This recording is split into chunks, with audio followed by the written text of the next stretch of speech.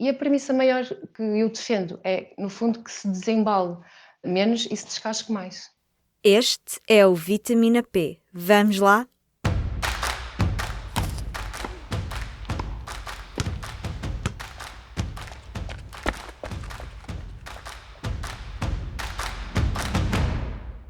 Viva! Eu sou a Carla Pequenino e este é mais um Vitamina P, o podcast Nutrição e Desporto do Público.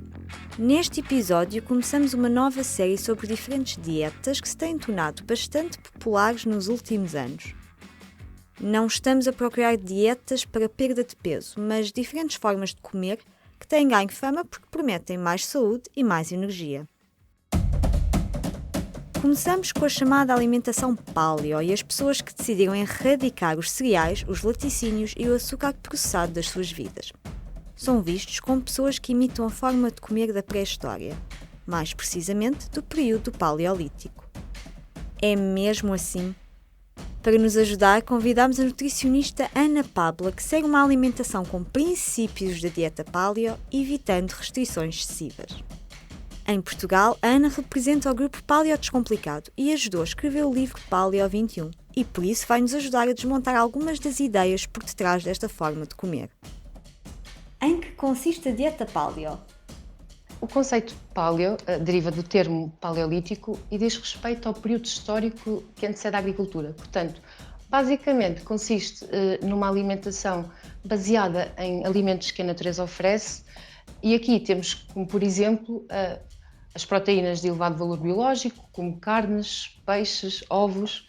Temos também frutas, hortícolas, temos também os tubérculos como a batata. Podemos também aqui agregar as gorduras de boa qualidade como o abacate, o azeite, o coco e as gorduras que estão naturalmente presentes nos alimentos.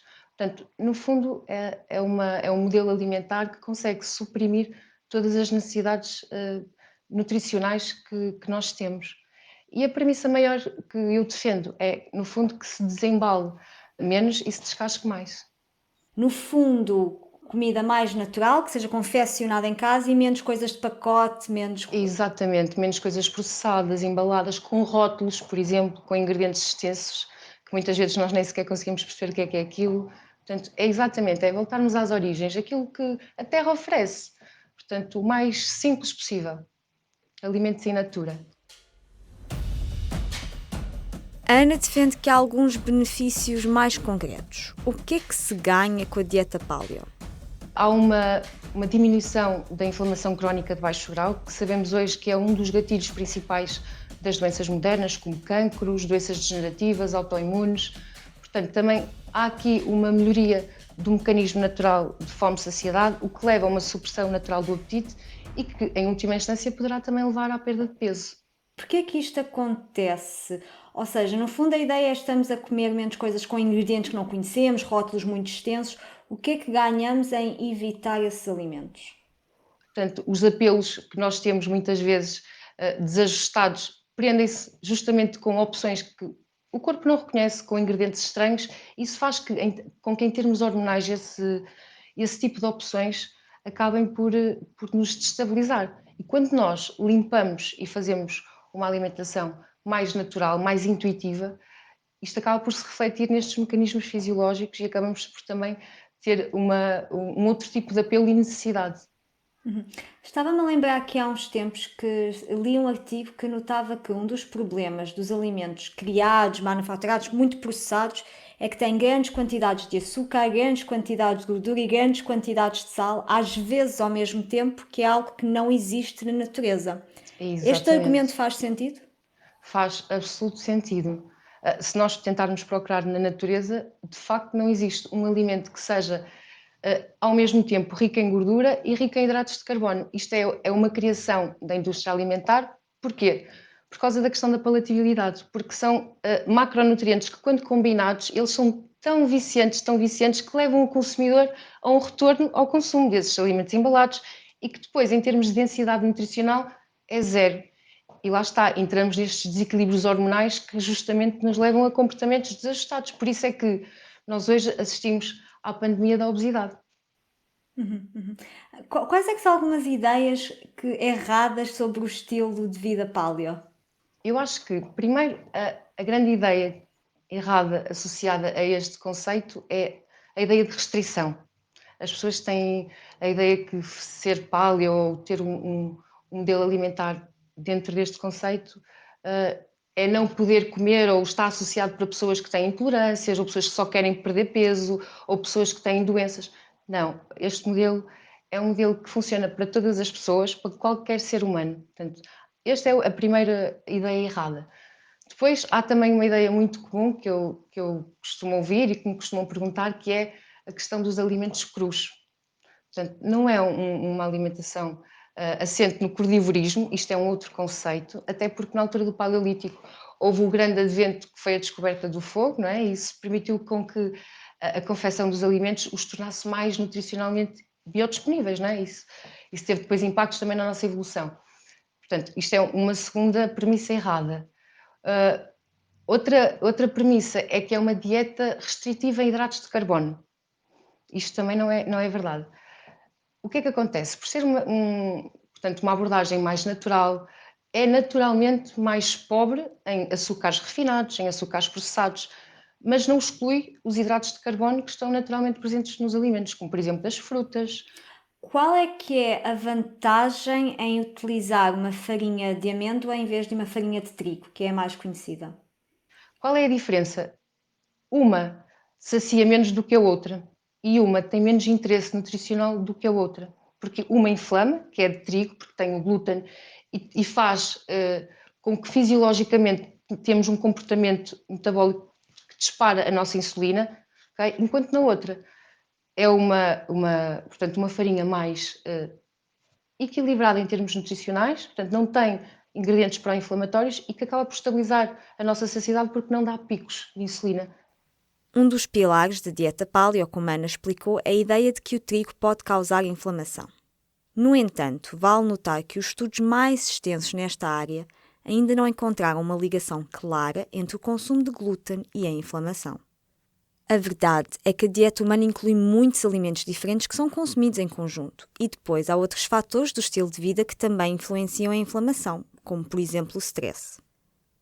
No fundo, os muitos estudos sobre a dieta paleo ainda não mostram ao certo se os benefícios desta dieta vêm da redução do glúten ou da eliminação dos produtos processados em geral, que é um pilar ainda maior desta dieta.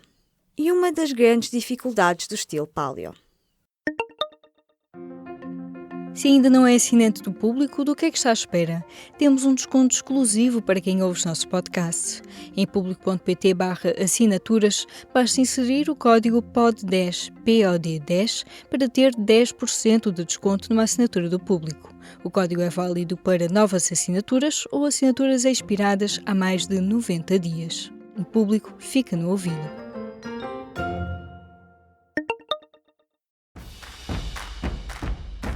Deixar por completo os tais alimentos processados pode não ser fácil.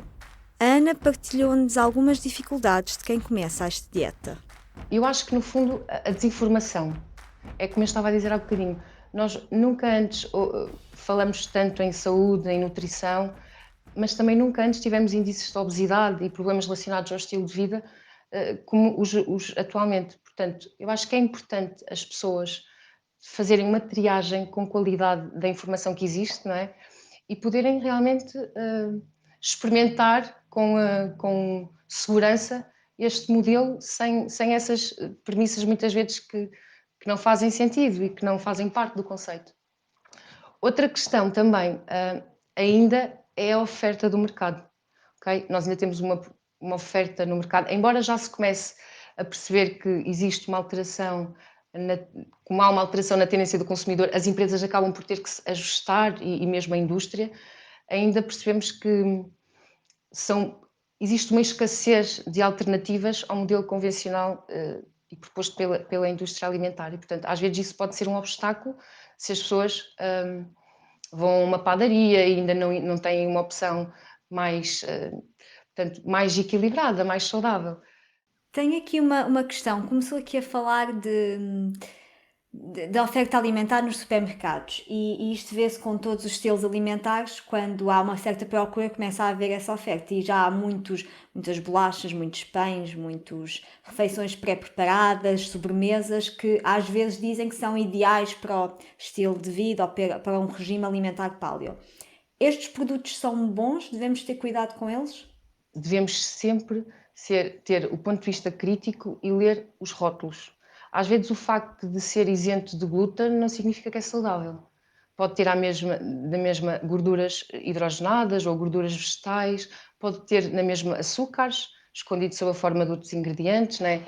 Portanto, o facto de dizer isento de glúten ou... Paleo-friendly. Exatamente. O paleo-friendly já se começa a ter mais rigor, ou seja, nos produtos, mas eu indico sempre que se está embalado e se tem um rótulo, e se é para nós ingerirmos, acho que nos cabe a responsabilidade de o ler. Portanto, evitar rótulos, simplificar é aquilo que a Ana disse logo no começo. Completamente. O alimento ideal é aquele que realmente não tem rótulo, não é? É preciso seguir uma alimentação paleo todos os dias, todas as horas. A Ana é nutricionista e há de ter as suas pacientes e algumas talvez não se identifiquem completamente com este estilo de vida. Ou perguntem, e quando alguém se casa? E se for um aniversário? E no Natal? Há direito a exceções neste regime alimentar? Eu não sou uma fundamentalista em nada e, portanto, na alimentação não é diferente e eu nem recomendo que as pessoas vivam obcecadas por um conceito ou por um modelo. Eu acho que se na maior parte das vezes as nossas escolhas forem equilibradas, é claro que nós temos direito a termos momentos em que podemos ser humanos, falíveis e ter escolhas com menos critério. Faz parte também do equilíbrio. Agora, o que não podemos é inverter o rácio. A maior parte das vezes fazermos o que não está bem ou o que não nos ajuda a ser saudáveis e naturalmente saudáveis e depois termos aquelas vezes que de vez em quando nos lembramos e temos o ataque de consciência. Portanto, se não formos paleo 24 horas por dia, todos os dias, não é um crime, mas tentar que seja a maioria das vezes, é isso? Certo, exatamente. O ser paleo a 100%, eu até questiono, o que é isso de ser paleo a 100%? Eu acho que isso nem sequer existe, não é? O facto de vivermos num mundo modernizado e o facto de não precisarmos de lascar pedra para produzir fogo ou termos frigoríficos para armazenar alimento, isso acaba por deixar de fazer sentido a questão do 100% paleo. Agora, o que nós podemos é aliar o melhor dos dois mundos dentro daquilo que é o que nós estamos geneticamente programados para comer e o que é, portanto, o avanço tecnológico e o mundo moderno com a saúde, claro. Quem está curioso, mas não quer restrições nem ser paleo a 100%, como a Ana disse, pode começar por pequenas mudanças. Desembalar menos e descascar mais é uma delas, mas há outras. O que é que nós podemos começar por fazer? Pequenas alterações, por exemplo, substituir os açúcares refinados e os processados por açúcares natural, como o mel, como o próprio açúcar mascavado, que é um açúcar mais integral, o açúcar de coco. Substituir os óleos vegetais pelo azeite, não é? Portanto, os óleos vegetais são altamente inflamatórios e isto está mais do que comprovado. Fazer as nossas próprias receitas em casa, explorar um bocadinho, portanto, aventurar-nos em experimentar outro tipo de ingredientes. Por isso, isto podem ser evitar os produtos, como disse há bocadinho, os processados, as refeições pré-confeccionadas, os embalados. No fundo, privilegiar os alimentos in natura. E lá está, nós, neste conceito, mais do que a questão da restrição, é a adaptação, ok? Até porque, por uma questão cultural, as pessoas são muito arraigadas à cultura e não se pode dissociar o prazer. Foi esta a nossa conversa com a nutricionista Ana Papla. Pergunto a quem está a ouvir, seguem este estilo alimentar, ficaram curiosos ou com muitas dúvidas? Relembramos sempre que, antes de mudar drasticamente a rotina alimentar, o ideal é mesmo contactar um especialista. E agora, o estudo da semana. Há um estudo para tudo! Muitas vezes, quando se pensa em dieta, o objetivo é perder ou até ganhar peso, e não a influência que os alimentos têm na nossa memória. Mas será que devíamos comer mais pelo nosso cérebro? Há vários estudos que dizem que sim. Vou falar-vos de um bem recente deste verão. Comer 3 porções de fruta ou vegetais por dia pode reduzir a perda de memória em idades avançadas. A conclusão é de um estudo da Universidade de Harvard, nos Estados Unidos, que foi apresentado em julho. céticos. Os investigadores seguiam 75 mil pessoas com idades entre os 40 e os 50 anos ao longo de 2 décadas. Quem comia muitas frutas e vegetais regularmente tinha 20% menos hipóteses de sofrer declínio cognitivo. Os investigadores acreditam que a chave pode estar nos flavonoides. Já falámos deles aqui no Vitamina P. São substâncias fitoquímicas presentes nos alimentos de origem vegetal que dão cor, cheiro e sabor aos alimentos. Existem, por exemplo, no cacau do chocolate amargo, mas também nos morangos, maçãs e pimentos. Estas substâncias têm a função de proteger as plantas, por exemplo, do stress exterior, como é o caso da radiação ultravioleta. Mas também têm muitos benefícios para os humanos. A equipa de Harvard notou que quem consumia cerca de 600 mg de flavonoides por dia tinha os melhores resultados cognitivos. Quem consumia menos de 150 mg tinha os piores. Ok, mas o que é que são 600 mg de flavonoides? Algumas variedades de maçãs, como a Fuji, têm mais de 100 mg. E há cerca de 180 mg de flavonoides em 100 gramas de morangos, e isto são 12 morangos. Para simplificar, de acordo com o Dr. Walter Willett, que liderou o estudo, as pessoas com melhores resultados ao longo de um período de 20 anos comiam diariamente alimentos como laranjas, pimentos, toranjas, aipo, maçãs e peras. Para recordar a conversa com a nutricionista Ana Pabla, são todos exemplos de alimentos em que se descasca mais e desembala menos, sem rótulo. Por hoje, ficamos por aqui. Até ao próximo episódio, escrevam-nos com ideias, dúvidas ou sugestões. Já sabem, o e-mail é carla.pequenino@public.pt. Este episódio foi produzido, como sempre, com a ajuda da Aline Flor. Fiquem bem, com muita saúde.